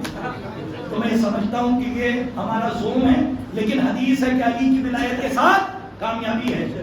سب سے پہلے جس ذات نے علی کی ولایت کے لیے قربانی کی وہ ذات سیدہ. کوئی انکار تو نہیں کرتا نا, سب مانتے ہیں. باغ فدق کے لیے مسائل پہ نہیں, دروازہ نہیں چلائیں گے, مطالبہ بیعت تھا. لوگ کہہ رہے تھے علی کو باہر نکالو, اگر علی باہر نہ آئے تو ہم گھر کے اندر آ جائیں گے اور دروازے میں آگ لگا دیں گے. جو سب سے پہلی شہادت ہے ولایت کے تحفظ میں وہ بی بی زہرا کی ہے. انشاءاللہ کل کی مجلس میں موقع ملا تو اس موضوع کو آگے بڑھا کے اگلے سال یا جب میں موقع ملا مولا جب بلائے تب میں اس کو کلوز کر دوں گا. لیکن آج میں بی بی کا مقدمہ پڑھنے کی اجازت چاہتا ہوں, وہ بھی شعر کی شکل میں, صرف 5 شعر اگر آپ کی اجازت ہو, بالکل نیا, کیونکہ بی بی کی شہادت تحفظ ولایت میں ہوئی. اور میں نے ایک مقدمہ لکھا ہے کہ جتنے سوال بی بی سے دربار میں کیے گئے تھے ان سب کے جواب دینے کی کوشش کی ہے. آپ کیا نہیں گیا تھا تو یہی سن لیجئے, لیکن ایسے سنیے جیسے انکلیشیا سنتا آیا. سنیے کہ بی بی کا مقدمہ کہ شیخ تو نے حق سے جو پردہ کیا یہ جرم ہے. سلامت رہیے, اس کی ردیف ہے یہ جرم ہے. تھک جائیے گا تو بتا دیجیے گا, میں سمیٹ لوں گا مجلس تمام. شیخ یہ لوگوں کی فرمائش پہ پڑھ رہا ہوں, معاف کیجیے گا. شیخ تو نے حق سے جو پردہ کیا یہ جرم ہے. ہو گیا تو منکر نور خدا یہ جرم ہے. تو نے حج بھی کر لیا اور تو مدینے بھی گیا, بھول بیٹھا تو مگر کربو بنا یہ جرم ہے.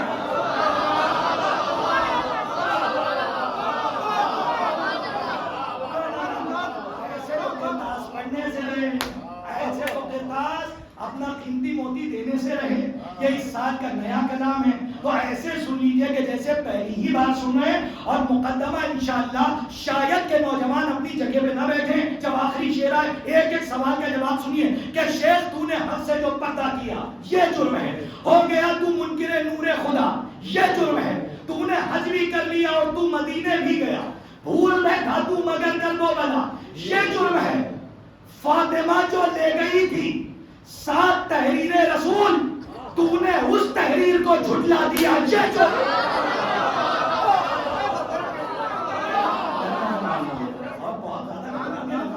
پتہ نہیں پہنچا پا رہا ہوں, سنیے گا. ہندوستان اور بیرون ہندوستان ایسے نہیں سنا گیا, لاج رکھ لیجیے گا کہ فاطمہ جو لے گئی تھی 7 تحریر رسول تو نے اس تحریر کو جھٹلا دیا یہ جرم ہے. ارے کاش کے پہنچ جائے, تو نے اس تحریر کو جھٹلا دیا یہ جرم ہے. ارے خود کہا تو نے نبی وارث بناتا ہی نہیں, یہی کہا تھا نا, خود کہا تو نے نبی وارث بناتا ہی نہیں اور خود وارث نبی کا بن گیا یہ جو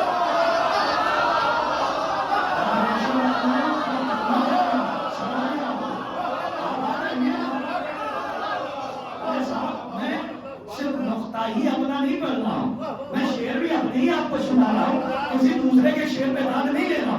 آپ اپنی ذمہ داری کو سمجھیے گا.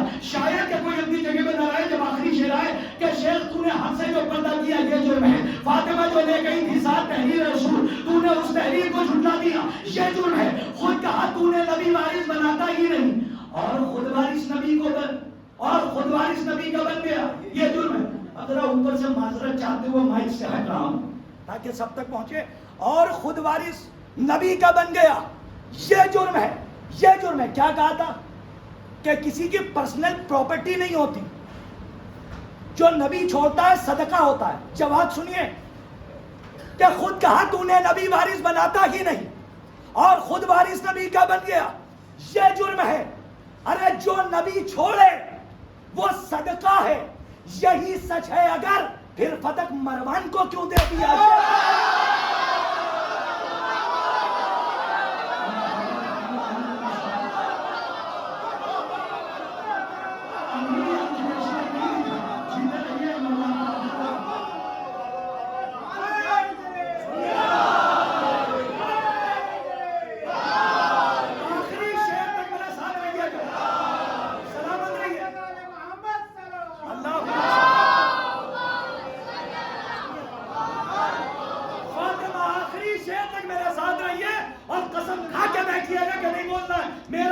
اندر جو شعر نہ پہنچا پایا کہ فاطمہ جو لے گئی تھی ساتھ تحریر رسول، تو نے اس تحریر کو جھٹلا دیا، یہ جرم ہے۔ جو نبی چھوڑے وہ صدقہ ہے، یہی سچ ہے اگر، پھر فتح مروان کو کیوں دے دیا؟ تیسرے دور میں رشتہ دار کو دے دیا تھا، پھر فتح مروان کو کیوں؟ ایک آہستہ سے پڑھ کے دیکھوں، زور سے سن لیجیے گا۔ جو فتح صاحب جو نبی چھوڑے، بولنا، جو نبی چھوڑے وہ صدقہ ہے، یہی سچ ہے اگر، پھر فتح مروان کو کیوں دے دیا؟ یہ جرم ہے۔ کہہ دیا جب فاطمہ ہے راضیہ اور مرضیہ، پھر رضی اللہ دشمن کو لکھا۔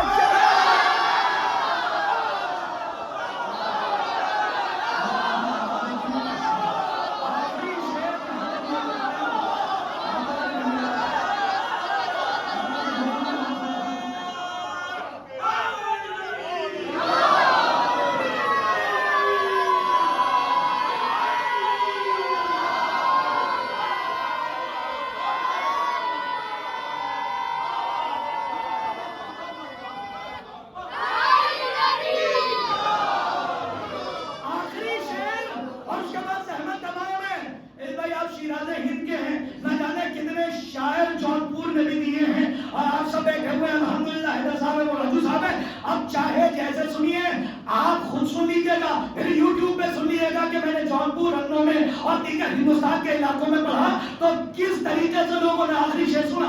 آپ چاہے تو قیمت لگائیں کہ آخری شعر زحمت تمام کہ فاطمہ جو لے گئی تھی ساتھ تحریر رسول، تو نے اس تحریر کو جھٹلا دیا، یہ جرم ہے۔ خود کہا تو نے نبی وارث بناتا ہی نہیں اور خود وارث نبی کا بن گیا، یہ جرم ہے۔ جو نبی چھوڑے وہ سکتا ہے، یہی سچ ہے اگر، پھر بدر مروان کو کیوں دے دیا؟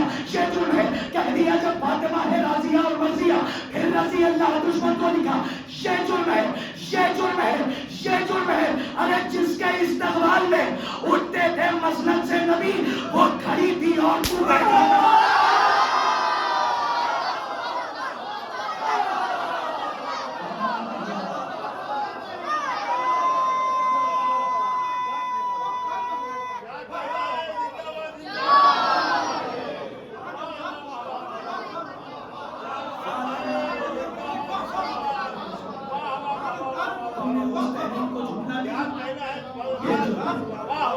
کہہ دیا جب فاطمہ ہے راضیہ اور مرضیہ، پھر رضی اللہ دشمن کو لکھا، یہ جرم ہے۔ جو نبی چھوڑے وہ صدقہ ہے، یہی سچ ہے اگر، پھر فتح مروان کو کیوں دے دیا؟ ردیف کا جھکنا ضروری ہوتا ہے، یہ جرم ہے۔ جس کے استقبال میں اٹھتے تھے مسند سے نبی، یہ ردیف اسی شعر کے لیے دی مولا، جس کے استقبال میں اٹھتے تھے مسند سے نبی، وہ کھڑی تھی اور تو بیٹھا رہا۔ ولایت پہ ختم کر دوں، اسی کا شعر رہ گیا، آہستہ سے پڑھتا ہوں، جتنے سمجھ جائیں بول لیں، ورنہ میرا اپنا مقدر کہ جس کے استقبال میں اٹھتے تھے مسند سے نبی، وہ کھڑی تھی اور تو بیٹھا رہا، یہ جرم ہے۔ خون کے میدان میں جو بیعت کی، وہ بیعت توڑ دی۔ تاریخ سے جو واقف ہوں، غدیر میں جنہوں نے سب سے پہلے بغیر کہا تھا اور بیعت کی تھی، انہوں نے سب سے پہلے تاریخ میں بیعت توڑی ہے۔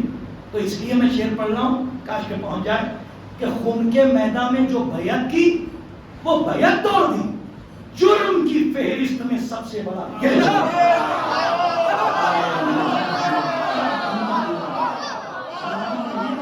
اپنی سلامتی کے لیے ایک سلامت بھیا محمد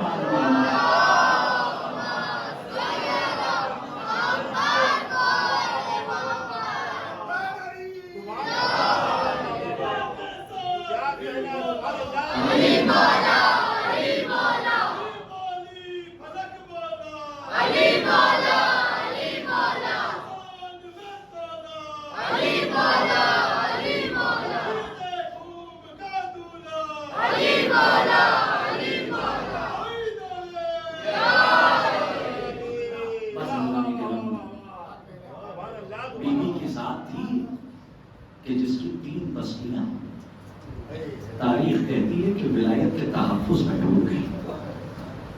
آپ کو پتا ہے جس وقت ملعون خود سے پوچھا گیا کہ جس نے علی کے گلے میں رسی ڈالی تھی، اس سے پوچھا گیا کہ یہ بتاؤ کہ جس وقت تم نے علی کے گلے میں رسی ڈالی اور علی کو تم کھینچ رہے تھے، اس وقت محمد کی بیٹی کہاں تھی؟ تو اس ملعون کا بیان ہے کہ اس وقت محمد کی بیٹی نے علی کے کمر میں بندھے ہوئے پٹکے کو اپنے دونوں ہاتھوں سے زور سے پکڑ رکھا تھا، اور جیسے جیسے میں علی کو کھینچ رہا تھا ویسے ویسے محمد کی بیٹی علی کے ساتھ کھینچی چلی آ رہی تھی اور یہ کہہ رہی تھی کہ میرے والی و وارث کو چھوڑ دو۔ علماء اس واقعے کی تشبیہ کربلا سے دیتے ہیں کہ علی کو جب گلے میں رسی ڈال کے کھینچا جا رہا تھا تو علی کے ساتھ بنت رسول ایسے کھینچی چلی آ رہی تھی کہ جیسے کربلا میں ایک بوڑھا باپ اپنے جوان کا لاشا اٹھا کر لا رہا تھا تو اکبر کا پیر خیمے کا خط بناتا ہوا۔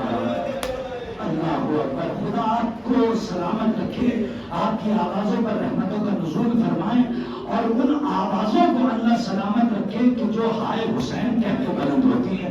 ارباب رضا، بی بی سیدہ کونین تک جب میں آ ہی گیا ہوں تو ایک جملہ کہنا چاہتا ہوں۔ آج علم مبارک کی شبی برآمد ہوگی اور علم برآمد کیا جائے گا۔ ہمارے یہاں تو علم پہلے سجتے تھے عزاخانوں میں، اور پتہ نہیں یہ تہذیب ہمارے یہاں ختم ہوتی چلی گئی، لیکن آج بھی لکھنؤ میں کچھ عزاخانوں میں جو پرانے تہذیب کے لوگ ہیں وہ آج اپنے گھر میں 2 علم سجاتے ہیں۔ پہلے 2 علم سجتے تھے، ایک علم پر مشکیزہ ہوتا تھا اور ایک علم پر مشکیزہ نہیں ہوتا تھا۔ تو یہ علامت تھی کہ جس پہ مشکیزہ نہیں ہے وہ علم جعفر طیار کا علم ہے، اور جس علم پر مشکیزہ بنا ہوا ہے یہ کربلا کے علمدار کا علم ہے۔ ارباب رضا، علم برآمد ہو رہے تو ایک کو جعفر طیار کا علم سمجھ لیجیے گا اور ایک کو مولا عباس کا علم سمجھ لیجیے گا، اور دونوں علم محترم ہیں، آپ دونوں علم کو بوسا دیجیے گا۔ شہزادی آپ کے اس غصے کو قبول فرمائے۔ ارباب رضا، ہماری مائیں بہنیں بھی آئی ہوئی ہیں، ایک چیز پیغام کے طور پہ جا کے رونے کے لیے کافی ہو یہ جملہ کہ کبھی بھی اپنی بیٹی کا نام اگر فاطمہ یا سکینہ رکھنا تو خبردار کوشش کرنا کہ اپنی بیٹیوں کو کبھی تماشا نہ ڈالنا، اپنی بیٹیوں کے اوپر کبھی ناراض نہ ہونا، کبھی اپنی بیٹیوں کو چھڑکنا نہیں، ورنہ تم یہ نام رکھ تو لوگے لیکن اس کا احترام بھی ضروری ہے۔ ارباب رضا، اکثر ایسا ہوتا ہے کہ لوگ نام تو رکھ دیتے ہیں لیکن اس نام کا احترام نہیں کر پاتے، لیکن کسی حد تک اگر نام رکھ دینا تو اس نام کا لحاظ یہ ہے کبھی اپنی بچی کو تماشا نہ مارنا، کبھی اپنی بچی کو بھڑکیاں نہ دینا، کبھی اپنی بچی کو چھڑکنا نہیں۔ ارباب رضا، بی بی کے مسائل کا ایک فقرہ ایک واقعہ سن لیجیے تاکہ ہماری مائیں بہنیں جو رونے کے لیے آتی ہیں وہ گریہ فرمائے۔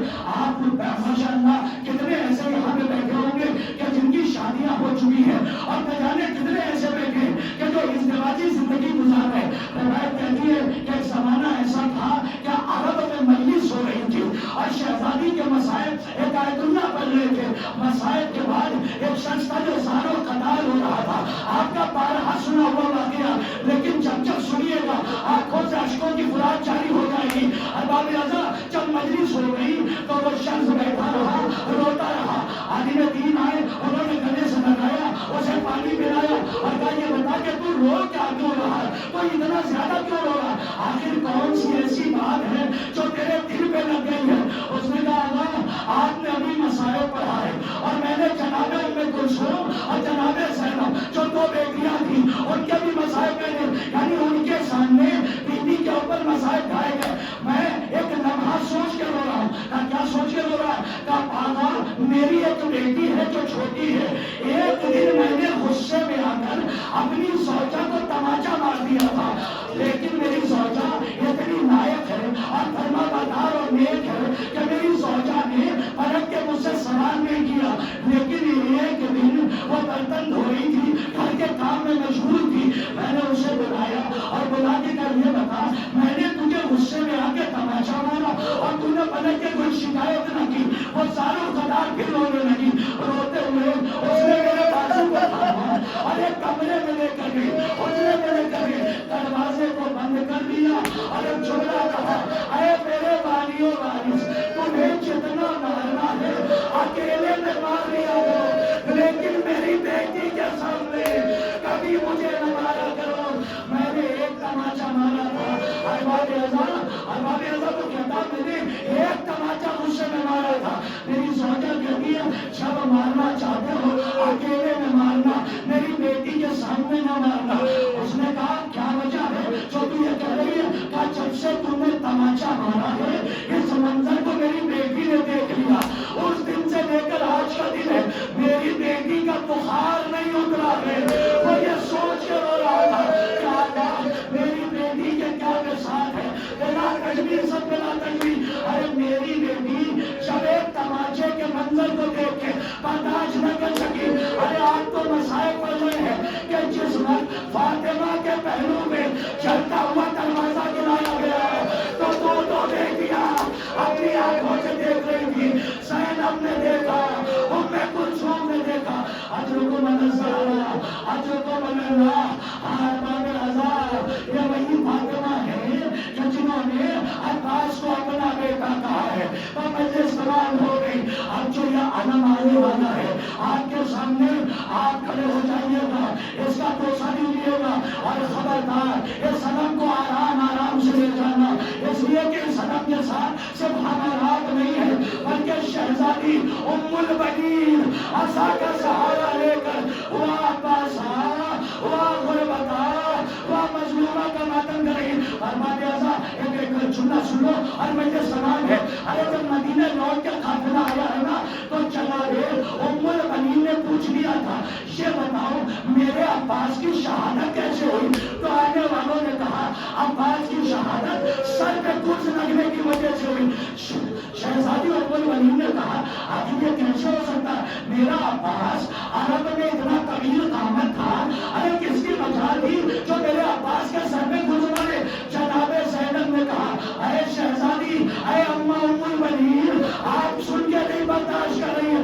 زینب نے اس منظر کو اپنی آنکھ سے دیکھا، ارے زینب کے مدینے میں گرنے سے اور عباس کے کربلا میں گرنے میں وہ اتنا فرق ہے کہ جب سواری سے زینب نے خود کو گرایا تو زینب کے بازوؤں پر ارے رسن کے لیے تھے، اور جب کربلا میں عباس زین سے زمین پہ آئے تو بازو قلم تھے۔ عباس وہ شہید ہے کہ جو منہ کے بل زمین پہ گرا، یہ عباس کا علم ہے کہ جو آ رہا ہے کہ جسے دیکھ کر سکینہ خوش ہو رہی تھی لیکن خیمے تک علم آیا، عباس نہ آ سکا۔ سے